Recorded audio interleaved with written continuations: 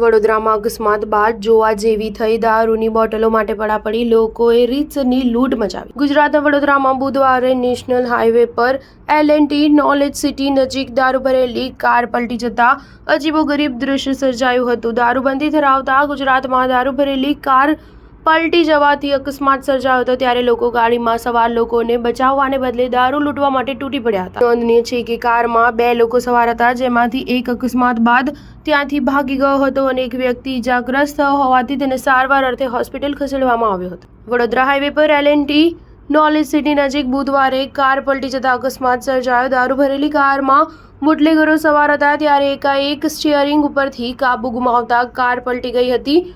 અકસ્માતના કારણે કારમાં હાજર દારૂની બોટલો તૂટી ગઈ હતી, તેમજ ઘણી બોટલો રગડીને રસ્તા પર આવી ગઈ હતી. આ દ્રશ્ય જોઈને આસપાસના લોકો ભેગા થઈ ગયા. જો કે નવાઈની વાત એ છે કે આ લોકો ઇજાગ્રસ્તને બચાવવાના બદલે દારૂની બોટલો વીણવા લાગ્યા હતા. સમગ્ર ઘટનાની જાણ થતાં પોલીસ ઘટના સ્થળે પહોંચી હતી. જો કે તે પહેલા કારમાં હાજર 2માંથી એક બુટલેગર ફરાર થઈ ગયો હતો અને અન્ય એક બુટલેગર ઇજાગ્રસ્ત હોવાના કારણે તેને હોસ્પિટલ ખાતે ખસેડવામાં આવ્યો હતો.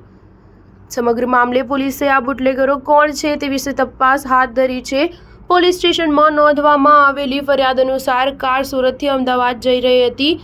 વાઘોડિયા અને આજવા ચોકડી વચ્ચે અકસ્માત સર્જાયો હતો. આ કારમાં ભારતીય બનાવટનો વિદેશી દારૂના 2 બોક્સ હતા, જેમાં કુલ 100 નંગ જે બ્રાન્ડ અંતર્ગત અંદાજિત કિંમત 17,000 ગણી શકાય છે. આ દારૂની બોટલ તૂટેલી હાલતમાં ત્યાં વેરવિખેર મળી આવી હતી. આ બનાવમાં પોલીસે કાર સહિત કુલ 3.17 લાખનો મુદ્દામાલ રિકવર કર્યો છે અને આ મુદ્દે વધુ કાર્યવાહી હાથ ધરી છે. સ્ટાર ન્યૂઝ 7 હંમેશા સચ્ચાઈની સાથે.